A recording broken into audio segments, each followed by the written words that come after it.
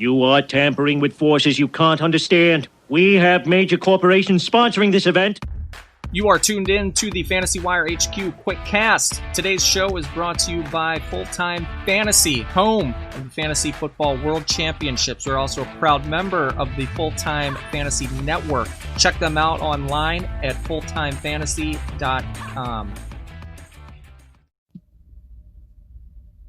Is this the real life? Is this just fantasy? All right, welcome to the show today. We've got a good one. I'm Frank B, Fantasy Wire HQ. Thanks for jumping on today. You can find me on Twitter at Fantasy Wire HQ. Bookmark the website, fantasywirehq.com. I've just got the rankings updated for week 3. We'll have the podcast there, projections, all kinds of good stuff. If you can subscribe to the pod on whatever platform you're listening to, that would be awesome. If you want to drop a review, that would be cool. The QuickCast is designed to get you everything you need in under 30. It's no edit, freestyle podcast. I put it out there each week, just like we're hanging out talking football at the bar. So let's get started with week 3.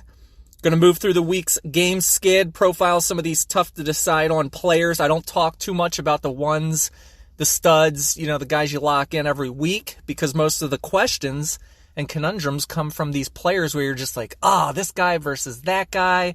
It comes down to matchup. It comes down to preference. It's all kinds of stuff. So there's a lot going on this week in that respect, as well as injuries.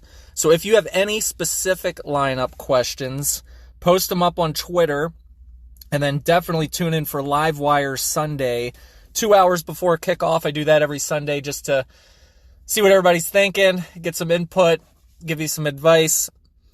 Let's jump to a quick fantasy nugget before we get started. Best advice I can give you this week, it's week 3. We've had a crazy 2 weeks already.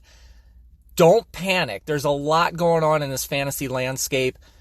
And hashtag it because fantasy, because that's what it is.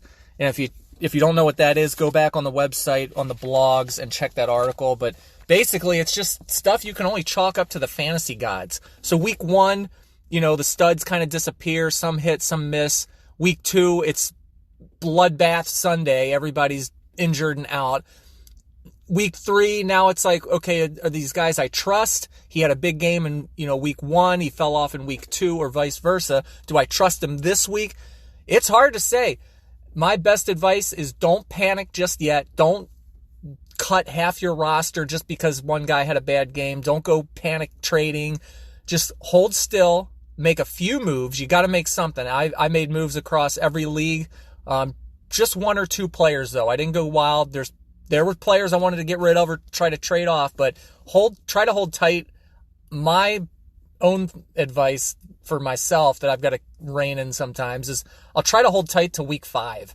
Week 5 is you're into the second quarter of the season. You kind of got a feel for things. So I'll reevaluate at that point. So enough about that. Let's get into these games. We're going to profile the Wire watch games. Just a few that I profile each week on Twitter. I post ones that I've got my eye on.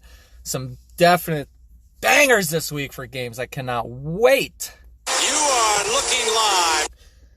Of course, I'm going to go with the Ravens and Chiefs, right off the bat. My hometown Ravens, Chiefs. This is a week 3 game. It should probably be week 8 or 9, a little later in the season when there's some more juice on the line. But early, I'll take it. It's at home in Baltimore. Fantasy-wise, you know who you're locking in on this game, right?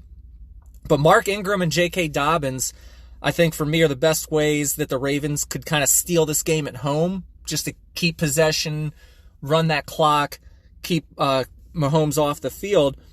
You've got to exploit that Chiefs run defense with power and speed, a la what the Chargers did. I think that was a little bit of a blueprint. We'll see how that plays out. Marquise Brown, I've got him in a league. A lot of people are asking about him too. He's averaging 12.15 fantasy points per game, right? But the Chiefs, they really do well at containing that big play. I don't know if he's going to take the top off this defense, or maybe he splashes. Maybe it's another 10 or 12-point performance. He's going to get steady, I think, after this game. That's when he'll start breaking out more. But other than that, yeah, everybody on the Chiefs, yeah, you're going to start Mahomes and CEH, all the studs, Tyreek, of course. Keep an eye on Sammy Watkins. He's in concussion protocol, so you might get a look at Hardman or Robinson in his absence.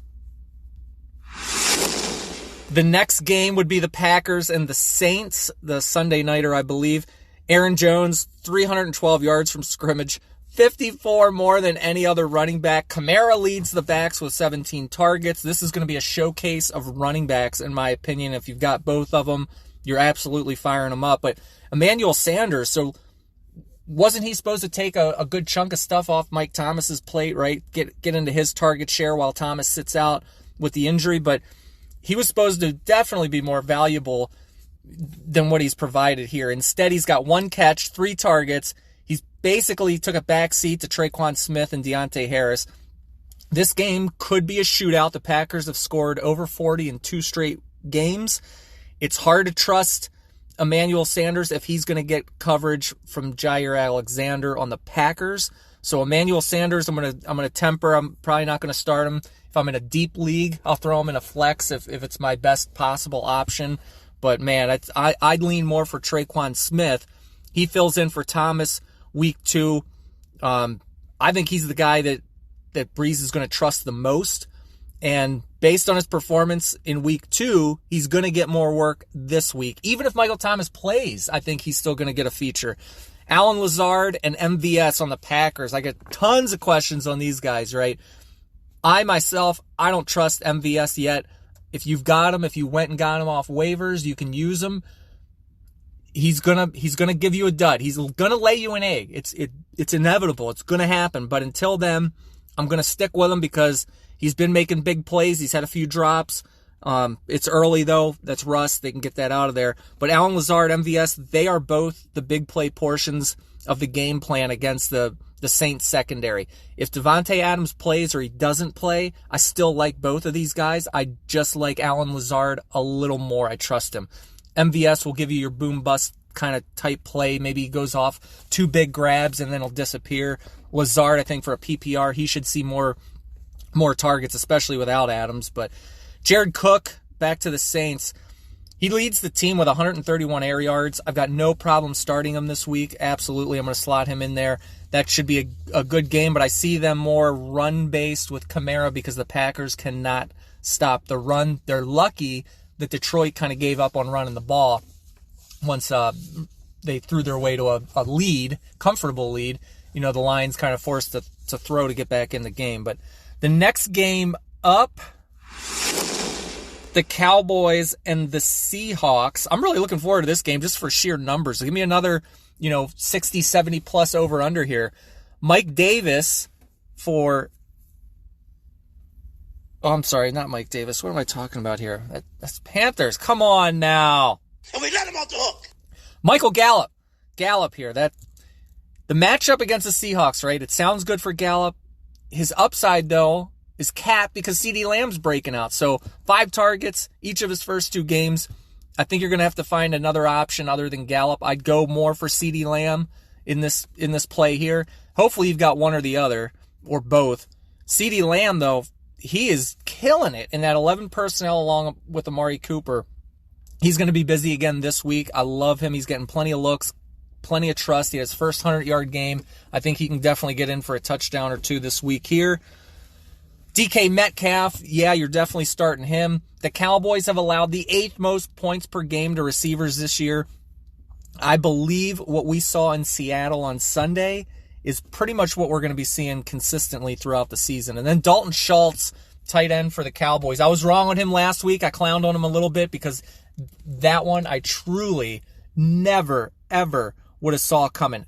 Dalton Schultz stepping on the scenes in Dallas to lay waste to the... No way. Oh, my goodness gracious. But his ability to man the double-digit targets in the Cowboys offense, to me, is just not feasible. I can't see how that keeps going. Now, is he going to be involved? Yes.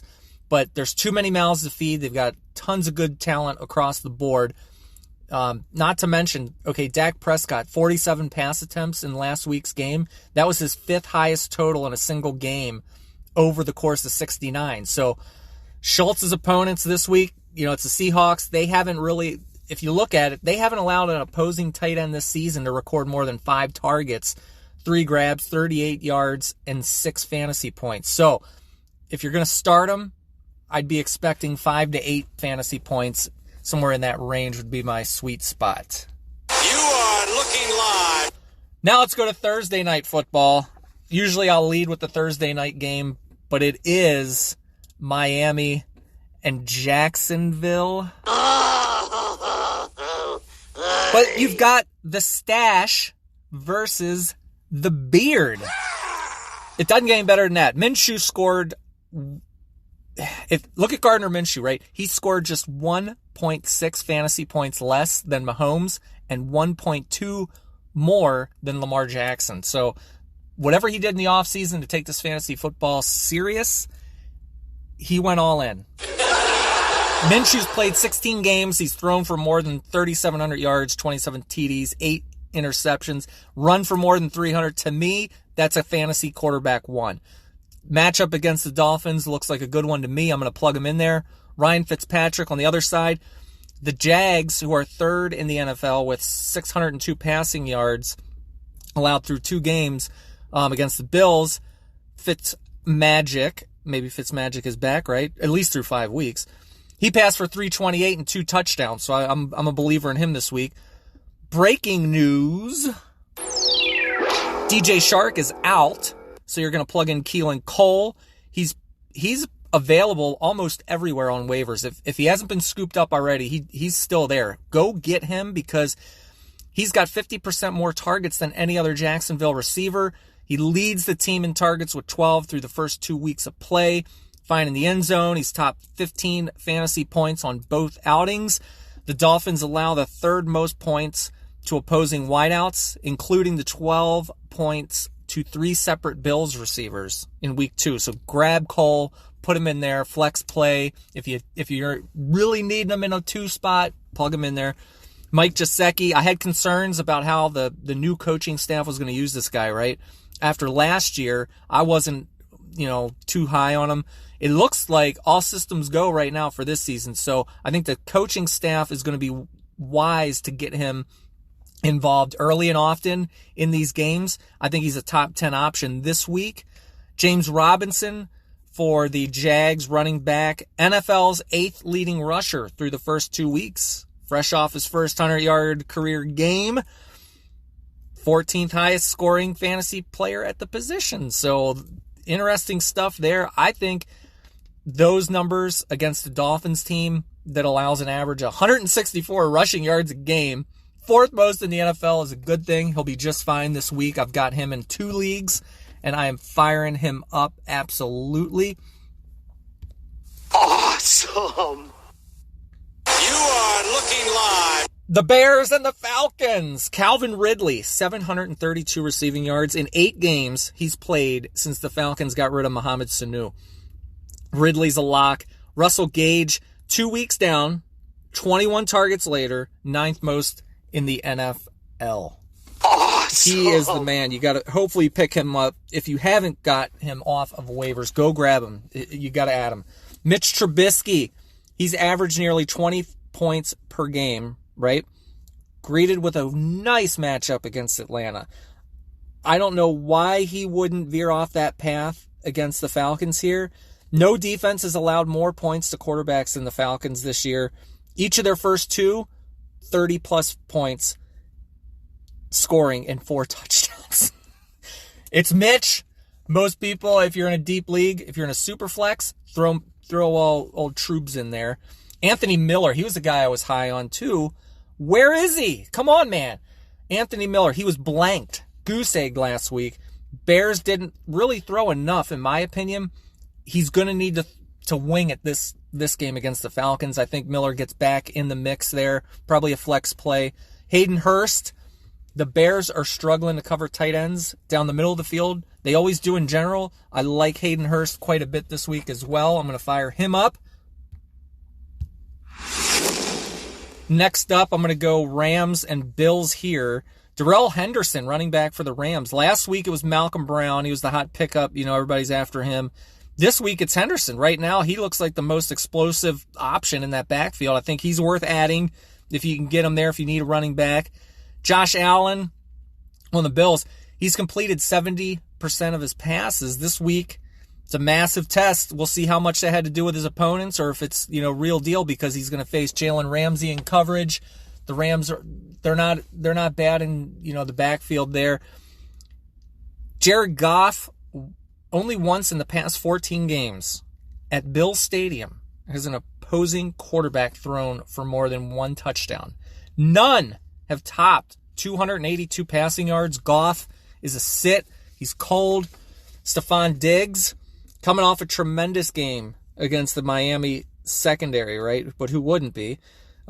Things look a little more difficult here. Like I said, he's going to be shadowed by Jalen Ramsey. So in the past, if you remember back, Ramsey called Buffalo quarterback Josh Allen trash. Remember that a while back?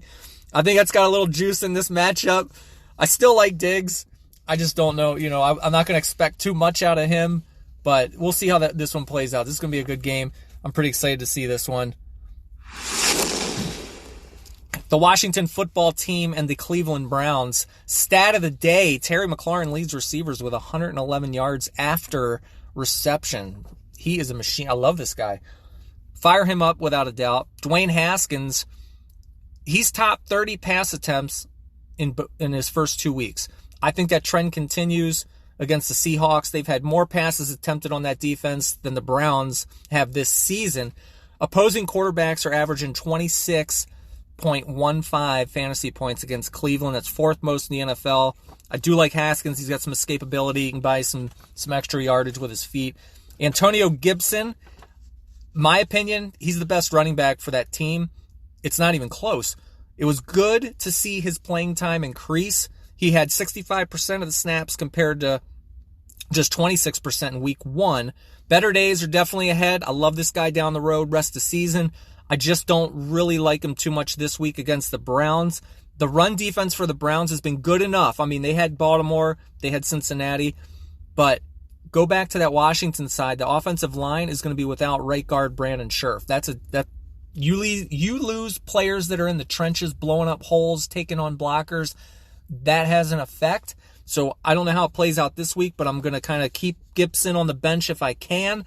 If I need to play him in a deep league, it's a flex play or something, I'm not expecting much, but I do love him rest of season. Logan Thomas, tight end, 9 targets against the Cardinals. Just couldn't get pay dirt there. The Browns are having major tight end coverage issues. I think he's worth a shot for another trip to the end zone this week. Kareem Hunt, I love Kareem Hunt. His 12 total touches in each game, averaging 6.5 points per game for fantasy. You got to love him this week. I know the Washington line is tough. They're getting a lot of run. The trenches there, you start in the trenches, you build that D line, and you work back. That's what Washington looks to be doing. I like Kareem Hunt catching stuff out of the backfield this week. He'll get some rush yards, but I think he's more of a PPR play there. Baker Mayfield, like I said, it's going to hopefully be a heavy run game. If they can get it done, they're going to stick with it. If they can't, he may have a decent day, but I like Baker Mayfield in like a super flex league only. That's the only spot I'm going to play him in. The Titans and the Vikings. I'll be honest with you. I'll tell you right now, that Vikings team, man, who are you locking in? Adam Thielen, I guess, right? Dalvin Cook. That's it. Outside of that, there's not much to talk about there. But for the Titans, Corey Davis, he was a disappointment in week 2. I mean, he scored a touchdown, but I think most people were kind of really thinking he was going to go off. I'm still going to start him as long as A.J. Brown is out. Maybe a week or 2 longer. We'll see how that goes. Jonnu Smith, injury update here. I think I saw him on there with an ankle or something. Keep an eye on him and make sure he doesn't end up, not playing here. He should be all right, but keep an eye on that. Jonnu Smith's ranking top 11 in his position in receptions at 11th, receiving yards at 8th, and touchdowns first. So A.J. Brown's week 3 playing status still up in the air. I don't think he will play, but he still could. I'd expect Jonnu Smith to remain really, really a focus in this offense. It's an underappreciated passing attack. You could definitely say that. Ryan Tannehill, everybody piles on him, but Minnesota allows an average of 21 points to quarterbacks. He's scored 22 against the Broncos in week 1 and then dropped 34 against the Jags. And that's without A.J. Brown. So, I mean, he's made 12 starts for the Titans going back to last season. He scored at least 21 in 11 of them. So I'm firing up Tannehill in a super flex. If he's my only quarterback, I don't think a lot of people drafted him obviously high or at all. If he's the only guy, I'll play him. But super flex, definitely lock him in. You are looking live. The NFC, the Niners and the Giants. They used to have some good rivalries, playoff, postseason games back in the day. Dion Lewis for the Giants. So Barkley's out. Everybody's going, who's the back for the Giants? If they just signed Freeman, they got Dion Lewis, Gallman. To me, Dion Lewis is like a PPR only kind of flex play. I don't think he's going to help you more than a week or two. Devontae Freeman, bringing him on tells you all you need to know is, about how the Giants feel about that backfield. So Freeman could get some play here. I just don't know what to expect. And if I don't know what to expect, typically I don't feel good about putting the guy in my lineup, even at a flex or a super deep league. If there's somebody else just for a week to make sure, you could do that. If you're desperate, put him in there. But I wouldn't. I just don't know what to expect for him. So I think Dion Lewis, he's got the best chance of turning into like a 15-touch back if he doesn't have a starter coming back to claim the job. Now that Freeman's there, it's a committee almost. Maybe it's like a James White, Sony Michel kind of thing. It's hard to say. We got to let a couple weeks go by and see how this plays out. On the Niners side of the ball, Jerick McKinnon, Jeff Wilson, they've got running back issues of their own. Any running back in that Niners system, though, they've got value. So it's possible Jeff Wilson gets more carries. But McKinnon's got the value to me. He's more valuable on the PPR leagues. So it's a tough call there. At tight end, Kittle should play. Jordan Reed is really only in play if Kittle can't go. If he can't, you're going to fire Reed up. I think he's a must start, but you really got to pay attention to that before kickoff here. Daniel Jones, he's not going to have Saquon Barkley. Sterling Shepard's out. I don't think he holds any value this week. Evan Ingram, I have him in a league. I don't like playing him. Tough matchup. The Niners have allowed just 3 receptions on 8 targets to tight ends this year. So even with Ingram kind of disappointing you in week 1, 2, I'm not even going to play him this week if I don't have to. Next game on the docket, the Texans and the Steelers, 31%. That's a third of Ben Roethlisberger's passes have gone to Deontay Johnson. That makes him a must start for me. I think it's a problem for Juju Smith-Schuster. I still like Juju. I'm team Juju, but man, he's going to ride the hot hand right now. It's Johnson, so keep rolling him out in your fantasy leagues at a flex, at a wide receiver 3. Lock him in there. James Conner, what we saw in week 2 against Denver, I'm hoping that's the Conner that we see all season. He dominated the touches ahead of Benny Snell. Conner finished with 16 for 106 and a touchdown, 2 catches for 15. I'm going to fire him up. Not scared. Will Fuller, he played 63% of the Texans' offensive snaps in week 1.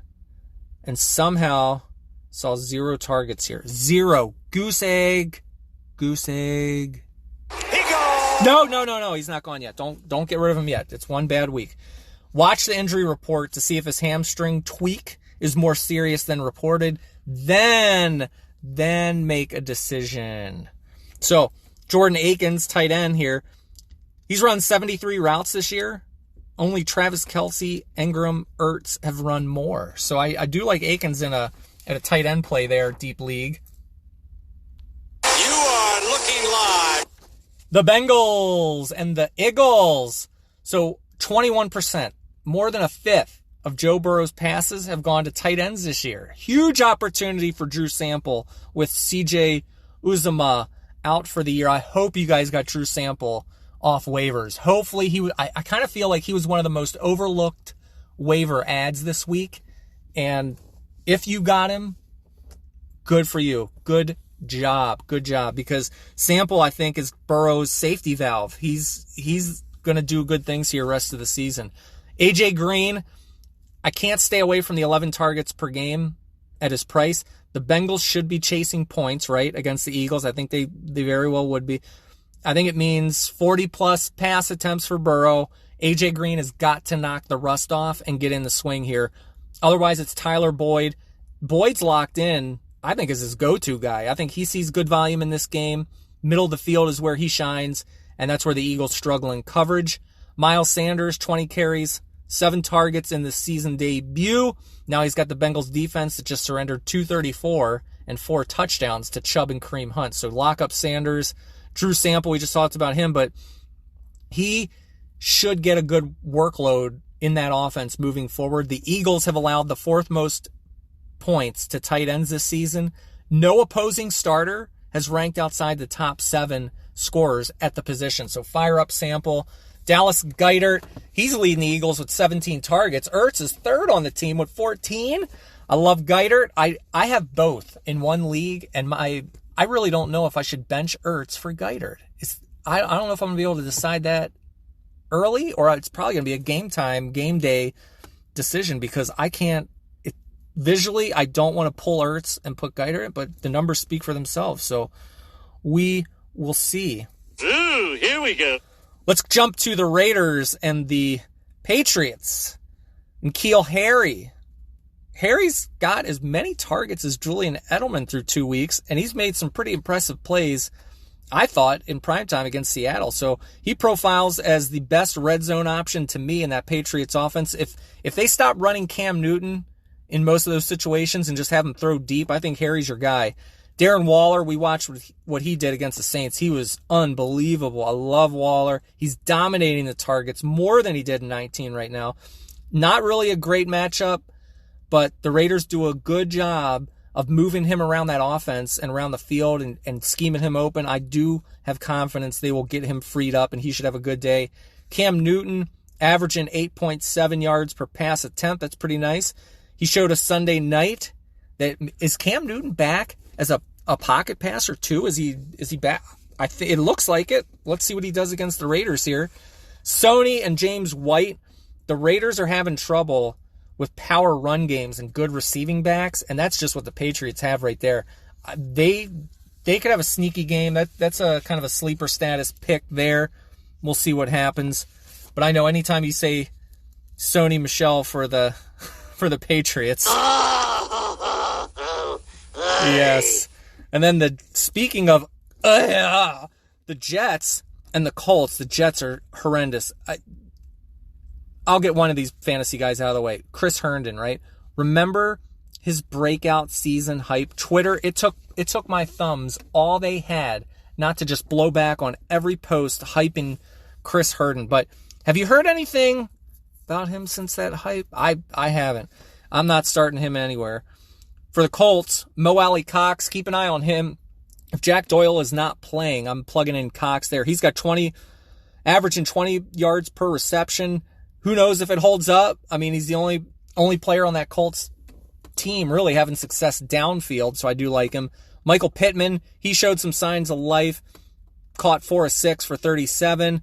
Paris Campbell out with the knee. I think Pittman can see steady targets again this week against the Jets. The Jets can't cover anybody. They can't cover backs, receivers, anybody. So I'm going to fire up Pittman too. Jonathan Taylor, to me, this is a dream matchup, right? The Jets defense just allowed Mostert and McKinnon to torch them this past Sunday to 169 combined rushing yards and 2 TDs. This is the stat of the day. 15.4 yards per carry. Oh my goodness gracious! You got to fire up Taylor and Hines. I know Hines disappeared. It's part of the game script maybe, depending on what that team's doing. He's going to be involved or he's not going to be involved to an extent. I like both of them. I'm taking them both. Frank Gore, back on the Jets side. I mean, the Colts defense, they've been playing lights out against running backs. They've allowed the 4th fewest rushing yards in the NFL, 5th fewest fantasy points to the position. I think the Jets moving forward, it's going to be Gore, Ballage, and Perrine. They're going to get rotated in there. Adam Gase is a goof. We don't know what he does offensively, his game plans and everything. So Jets, hopefully you've stayed away from them as a fantasy option, probably other than Jamison Crowder for the most part. But if you're a Gore holder there, if he's on your teams, any of your teams, that's kind of what to expect moving forward, in my opinion. You are looking live. The Panthers and the Chargers. We can go back to my little screw up here when I put Mike Davis with the Dallas-Seattle game. Mike Davis, I mean, he's listed as the primary backup. He caught 8 passes in relief last week. I'm not going to expect much. I just don't know with this guy. The Chargers are tough. They got a defensive front. You got Bosa, Ingram, Joseph. I don't know how much they're going to force the issue with the run game. I think he catches more out of the backfield this week, so I like him in PPR. DJ Moore, this is a pretty tough matchup too. He had a tough one against Tampa Bay, but I mean, he's the number one receiver there with McCaffrey out. He's got to be the number one option across that offense. So I expect his target share, he's got to get locked in at least close to 30% or more. Curtis Samuel should be involved more as well. I know the offensive coordinator's been stumping for him to be a bigger part of that offense. And I think without McCaffrey, he's going to get an uptick in targets. I just don't know how much yet. Justin Herbert for the Chargers side. Anthony Lynn says he's going back to Tyrod Taylor when he's healthy. Okay, sure he is. The rookie quarterback, man, I really liked what I saw against the Chiefs. I thought he did good. He'll sling it. I thought he adjusted pretty good after halftime when Spagnuolo was really forcing blitzes on him, making him scramble. Now he's going to throw you some picks, I'd assume, but against this Carolina defense, I'm loving him this week. I'm drooling. I think he's got a great matchup. Absolutely plug him in. Josh Kelly for the Chargers. He's carried the ball 35 times over the past 2 weeks, averaging 12 points per game. The Panthers allow an absurd 46 points per game to opposing running backs. I'm going to lock up Kelly. If you don't have Eckler and you have Kelly, I have Kelly in one league. I'm firing him up without a doubt. I love him this week. The Tampa Bay Gronkaneers and the Denver Broncos. Leonard Fournette. So is he taking over the backfield for Are you convinced? Do you believe? To me, it looks that way. He played 42% of the snaps compared to 34 for Ronald Jones. Fournette was more productive. 12 carries, 103, 2 touchdowns, and 4 catches for 13. He's going to get acclimated into that offense a little bit more. I like him a lot. KJ Hamler, I don't want to start him in week 3. So we know Cortland Sutton's got the shoulder injury and all that stuff. I like KJ Hamler. I picked him up in 3 leagues. I just don't want to start him in week 3 with a backup quarterback and Tampa Bay on the docket here.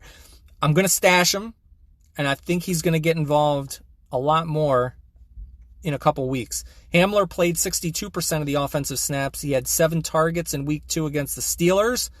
And Jerry Jeudy, I think both of those guys are some steady options in that offense moving forward. We're going to see what Blake Bortles, I think they brought Blake Bortles on there, and Driscoll, right? We'll see how the quarterback situation plays out and when Drew Lock comes back, hopefully.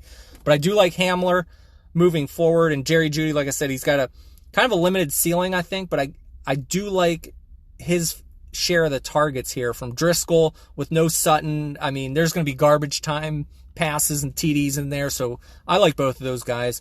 Noah Fant, I think he's the clear go-to guy for Driscoll just from what I saw after that game. We'll see what he does. Gronk, what did I read today? They said Gronk, Arians sees Gronk more as a blocker? Okay. O.J. Howard, that committee, the Gronk and the O.J. Howard Tampa tight end committee, that's worse than I ever dreamed it would be. I'm staying far the hell away from that. Absolutely. Detroit and the Arizona Cardinals. Matt Stafford. Is this guy going to get Kenny Golladay back anytime this year? God, I hope so, right? If Golladay plays, I still like him. I just don't know what to expect with his injury either. Because now, I mean, did week 2 put the fear of God into you guys with injuries and all this stuff now? Because now I'm looking at players like, oh, I don't know if I like him because he's going to get injured. This is just, it's such a, it's not a good situation here. But if Galladay's back, I'm going to play him. Roll the dice, right? He should be chasing the scoreboard against the Cardinals offense. Adrian Peterson, he was the number 3 back in week 2 for the Lions at Green Bay. If you base it on the snap count, he played behind Swift and Kerryon Johnson, and he wasn't bad with 7 carries, 41 yards, but that he is not going to have enough of a workload to keep the ball out of Kyler Murray's hands and the explosive plays that the Cardinals run. So any kind of running back for Detroit, I'm going to bench. Swift maybe for PPR, he's fine. TJ Hawkinson, though, he's been hot And if you go back to his rookie season, the Cardinals were that first week 1 team out of the gate that he lit up and that took that hype train, put some nitrous on it, turbo, and just shot that thing down the tracks.